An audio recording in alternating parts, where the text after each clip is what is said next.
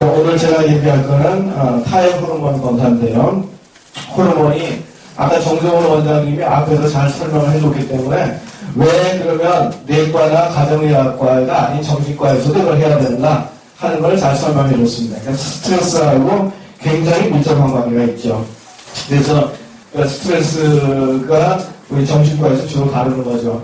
근데 스트레스 하면 우리는 그냥 정신적인 스트레스만 생각해요. 많은 사람도 그럴 겁니다.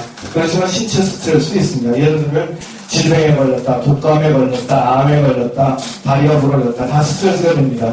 근데 왜 그럼 현대에 와가지고 스트레스 떠올리면 이 정신적인 것만 생각할까? 그거는 현재 그만큼 정신적인 게 많다는 거고요. 옛날에는 신체적인 스트레스가 많았습니다. 쉽게 다칠 수 있죠. 인간이 직접 했어야 되니까. 그 다음에 못 먹는 경우들도 많았어요. 그렇기 때문에 굶주림에 대한 스트레스도 상당히 있었습니다. 그래서 오늘날 스트레스하면 정신적인 스트레스를 주로 얘기하는데 이거 종합적인 겁니다. 그렇지만 정신적인 스트레스가 어떻게 작용하는지 우리가 잘 알아야 되겠고요. 정신적인 스트레스가 오면 우리 원래 호르몬이라고 하는 건 우리 몸에 일정한 균형을 계속 유지를 시켜주는 항상성의 기능이 있습니다. 그래야 생물체가 잘 살아갈 수가 있죠. 그런데 스트레스가 왔는데도 그냥 그대로 예전에 하던 대로 하겠다. 예를 들면 불이 났는데도 그냥 옛날 하던 대로 조용조용히 하고 튀지도 않고 뭐 물건도 안 나르고 그러겠다. 그럼 망하는 거죠. 그래서 스트레스에 반응을 제대로 잘 해줘야 됩니다. 스트레스의 반응을 제가 그래서 오늘 스트레스에 대한 변화하고 호르몬에 대한 거하고 타협 호르몬을 어떻게 검사하는지 하고 치료 결과에 대한 해석하고 치료하고 이렇게 많은 부분을 잡았는데요. 사실 이렇게 하면 시간이 어마어마하게 걸릴 것 같습니다. 제가 시간 엄수를 하려고 최대한 노력을 하겠습니다. 이거는 많이 본 도표일 겁니다. 유경 원장님이 지난번에 설명하실 때 이 도표가 나왔었는데 여기 스트레스를 받으면 그 신경 전달 물질이 작용을 하죠. 그 다음에 자율신경계가 재빠르게 작용을 합니다. 그거보다는 좀 늦지만 지속적으로 확실하게 작용하는 게 이제 호르몬 작용입니다. 이런 식으로 해서 쭉 올라가기 때문에 이 호르몬 작용이 신체적으로 대단히 중요하고 호르몬 작용을 함으로써 화학적인 에너지 생산에 변화를 줍니다. 그래서 이것들이 오래되면 이 화학적인 에너지 생성이 깨지게 되는데 이것을 어떻게 복구시켜 줄 것인가 할 때 바로 이 호르몬이 필요하게 됩니다. 그래서 우리가 여기서 보면 신경전달 물질의 영향을 받으니까 QEEG나 뉴로피드백 같은 뇌 검사를 하면 좀 현재 신경전달 물질의 부분이나 뇌 상태를 알 수 있을 거고요. 그 다음에 HRV 스트레스 검사를 하게 되면 자율신경계의 영향을 알 수가 있습니다. 그 다음에 호르몬 검사를 하게 되면 타입 호르몬 검사를 하게 되면 호르몬 영향을 알 수가 있게 되고요. 그 다음에 이런 모든 결과로 인해서 결과적으로 대사에 영향을 미치는 마지막 결과인 전기화학적인 작용이 어떻게 작용하는가 했을 때 ECS 검사를 보면 알 수가 있습니다. 그런데 호르몬에 왜 그러면 혈액 호르몬이 아니고 타액 호르몬을 검사하는가? 타액 호르몬을 검사하게 되면 실제로 몸에서 사용하는 프리폼을 알 수가 있기 때문에 몸의 실제적인 상태를 알 수가 있고요. 그 다음에 이제 피에서 검사할 때는 이렇게 많은 운반체가 같이 섞여 있기 때문에 이 에러가 생길 가능성이 큽니다. 이런 많은 에러 때문에 피 검사를 할 때는 오차 범위가 굉장히 넓습니다. 근데 이 타액 검사를 할 때는 오차 범위가 좀 줄어드니까 이렇게 되면 정확하게 그 다음에 완전히 몸에 세포까지 문제가 생긴 경우가 아니다 하더라도 그 이상을 검출해가지고 빨리 이 제거를 할 수 있는 그런 유익이 있습니다. 그래서 사실 이제 우리 몸에 에너지 대사가 우리 몸을 결정을 하죠. 근데 이 에너지 대사에 이렇게 많은 것들이 작용을 합니다. 그 중에 이제 상당히 중요한 부분에 이제 호르몬이라고 하는 거, 이거를 보게 되고요. 또 여기 보면 뭐 많은 것을 작용하는데 예를 들면 헤모글로빈이 부족해도 이것이 에너지 대사에 상당히 영향을 미칩니다. 그래서 이런 것들을 통합하게 되면 기가 막히게 우리 그 문제가 있는 것을 잘 알 수 있겠지만 중요한 것부터 하나씩 해나가는 게 좋겠죠. 그래서 호르몬이라는 게 대단히 아까 보셨듯이 큰 축의 하나이기 때문에 요거를 살펴보도록 하겠습니다. 이렇게 보면 지금 저는 이 아까 정정훈 원장님이 설명한 HPA 엑시스 중에서 요 그 액시스 중에서 마지막에 호르몬 부분을 주로 보려고 합니다. 그래서 어떤 호르몬들이 나오는가, 어떤 호르몬을 검사하는가, 이걸 보게 되는 거고요. 또 스트레스 딱 받으면 시상 하부라고 하는 뇌의 제일 밑부분에서 그 다음에 이 피튜이터리, 우리 요새 우리말 용어가 기억이 잘 안 나요.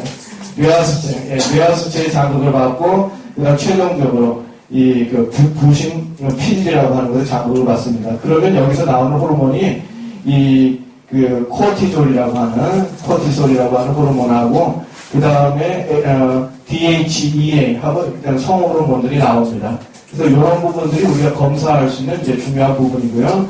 그 외에도 미네랄 코티코이드 해가지고 알도스테론이라고 하는 이런 이제 물을 흡수하고 배출하고 이런 것이 중요한 부분도 나오고 그 다음에 이제 스트레스와 관련한 게 아까 잠시 보셨듯이 갑상선 호르몬이죠.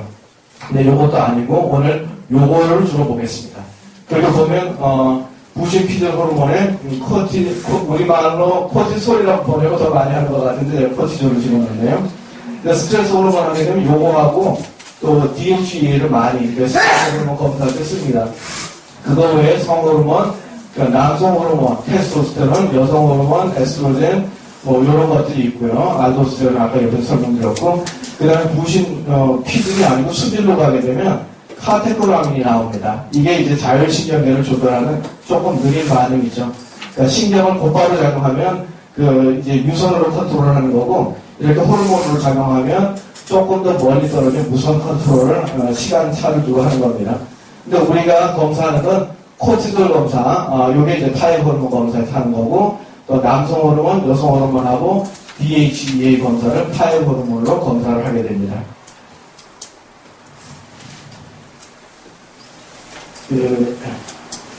그래서 이렇게 이제 보게 되면 다시 정리를 하게 되면 호르몬 검사에 스트레스 호르몬이다, 스트레스 관련 호르몬이다 하면 코티졸과 DHEA를 검사를 합니다. 그 다음에 이제 성호르몬에 있어서는 남성 호르몬은 테스토스테론이고요. 여성 호르몬은 프로게스테론하고 에스트로겐 검사를 이렇게 하게 됩니다. 근데 아까 정동훈 원장님이 보셨듯이 HPA 엑시스 요곳에서 일주기가 있습니다. 그러니까 이제 빛에 의해서 반응하는 일주기가 있기 때문에 일주기를 정확히 잘 체크를 하려면 하루에 4번 검사하는 게 맞습니다. 그러니까 기상시에 오전, 오후, 자기 전 이렇게 4번 검사를 하게 되는데 요 일주기를 간단히 설명드리면 이 코티졸은 아침에 눈 뜰 때가 가장 높습니다. 그때부터 시작해서 계속 떨어집니다. 자기 전까지 떨어지고요. 자고 나면 자면서부터 점점 올라와서 아침에 눈 뜰 때 최고적으로 가는 거죠. 그래서 일주기 때문에 4번 검사하는 게 제일 좋은데 비용이 비싸니까 조금 적게 검사하는 경우도 있긴 합니다. 예를 들면 기상하고 오전만 한다든지. 그래서 스트레스 관련 검사할 때는 코티졸을 하루에 4번 하고 DHE는 하루에 2번 하는 게 표준화되어 있습니다. 그 다음에 남성 갱년기 검사에는 테스토스테론 하는데 요건 2번 정도. 그러니까 일주기에 영향을 적게 받겠죠. 이제 갱년기로 들어가게 되면 호르몬이 영향을 좀 적게 받고 여성도 갱년기 때 2번만 검사를 합니다.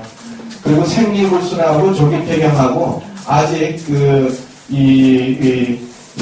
성호르몬의 영향, 그러니까 아직 임신과 관계된 이제 호르몬의 영향을 많이 받을 때는 일주기가 아니고 28일 주기가 명확하기 때문에 그때는 한 3일 정도, 2일, 5일, 10일 정도 3일 해가지고 2번 검사하고요.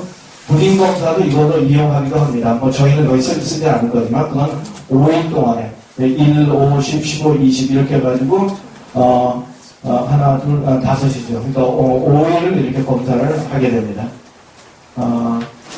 그리고 앞쪽에 여기서 하나 더 생각할 건 요거를 기억해 주시기 바랍니다. 코티졸을 만드는 그리고 기타 성분을 만드는 부신 피질 호르몬에 있어서 어머니 호르몬, 마더 호르몬은 프레그랜 호르몬이라고 하는 겁니다. 여기서부터 발생해서 내려가는 최상의 호르몬이니까 이건 중요하니까 이름을 외워두시기 바랍니다. 그리고 여성 호르몬은 에스트로겐이 난소에서도 만들어지기 때문에 이 활발하게 활동을 할 때는 난소가 주로 작용을 합니다. 이 부신 피질에서는 부수적으로 작용하는 거죠.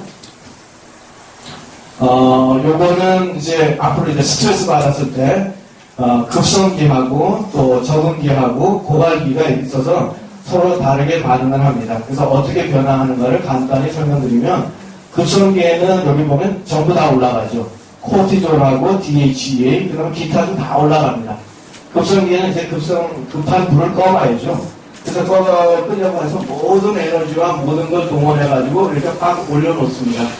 그런데 거기서 끝나면 좋죠. 그런데 이게 지속이 돼가지고 계속 가동이 된다? 그러면 그 다음은 코르티졸은 대단히 중요한 호르몬이니까 이건 남습니다. 나머지 호르몬은 쭉쭉쭉쭉 다 떨어지고 교감신경은 아직까지 남아있을 수가 있겠죠. 좀 활성화된 상태로. 그리고 이제 만성기가 되면 모든 게 다 떨어집니다. 코르티졸도 열심히 생산하려고 막 했는데 그것까지도 힘이 없어가지고 다 떨어지는 게 만성인데 이렇게 되면 회복하기가 상당히 어렵고 긴 시간이 걸립니다. 그래서 코르티졸 떨어져 있고 DHA 떨어졌다. 검사 결과가 이렇게 나왔다. 이럴 때는 몸의 회복은 시간이 많이 걸리겠네요. 라고 이렇게 예측을 하는 게 맞을 겁니다. 조금 더 설명을 드리면 일단은 자극받으면 코르티졸도 올라가고 다른 게 다 올라가는데 코르티졸만은 네거티브 피드백이 계속 이게 손상이 될 수가 있습니다. 계속 높은 상태로 올라가면 이게 손상이 돼서 작동을 안 하고 높은 상태를 그냥 유지하게 됩니다. 근데 나머지는 네거티브 피드백이 작용해가지고 높은 게 떨어집니다. 그러니까 점점 떨어지는 거죠. 그래서 중간까지는 이렇게 코르티졸이 올라가고 나머지가 떨어진 결과가 나오죠. 더 심해지면 이것도 생산 능력이 없어서 다 떨어지는 게 고갈기입니다. 그래서 이거는 저는 이제 크게 지금 이제 세 가지로만 설명을 했는데 사실 더 자세하게는 뭐 6단계, 7단계 이렇게 자세하게 나눌 수 있습니다. 어느 한 단계에서 갑자기 확 뛰듯이 가는 게 아니고 조금씩 변하는 거죠. 우리 몸은 그렇게 되어 있습니다. 그래서 여기서 보게 되면 이제 스트레스 받을 때 급성기를 간단히만 설명하면 카타볼릭이라고 되어 있는데요. 몸에 있는 모든 재료를 깨가지고 에너지와 몸의 활동에 다 쓰는 상태입니다. 그러니까 막 몸에 있는 원료를 쓰는 거죠. 그럼 이때는 코르티졸, DHEA, 알도스테론 뭐 이게 다 올라갑니다. 갑상 호르몬도 물론 올라가고요. 그래서 이런 경우에 혈액순환도 증가가 되고 혈당도 증가가 되고 이렇게 다 올라가게 되어 있습니다. 만성기로 되면 아나볼릭이라고 되어 있는데 그건 몸을 보호하는 과정이죠. 만성기가 됐는데 재료도 없는데 밖에서 쓴다? 그럼 결국 죽음으로 가는 거니까 최소한 죽지 말아야 되겠다는 거죠. 그러니까 에너지를 쓰지 않도록 보존하는 겁니다. 그래서 코르티졸, DHA, 알도스테론 전부 다 떨어지는 거죠. 갑상선 호르몬도 떨어지고요.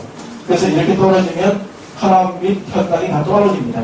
그런데 이거는 이제 처음에 이렇게 떨어지니까 만약에 나중에 인슐린 저항성이라고 하는 게 있습니다. 인슐린이 많이 분비가 돼도 이게 제대로 들어가지는 않는 거죠. 이런 저항성이 오게 되면 반대로 혈관이 두꺼워지고 세포 내로 에너지 이동이 안 되니까 실제로 세포에서 못 쓰면서 결과적으로는 혈압과 혈당이 올라갑니다. 이때는 올라갔다고 해서 좋아할 게 아니죠. 굉장히 심하게 된 상태가 되는 거죠.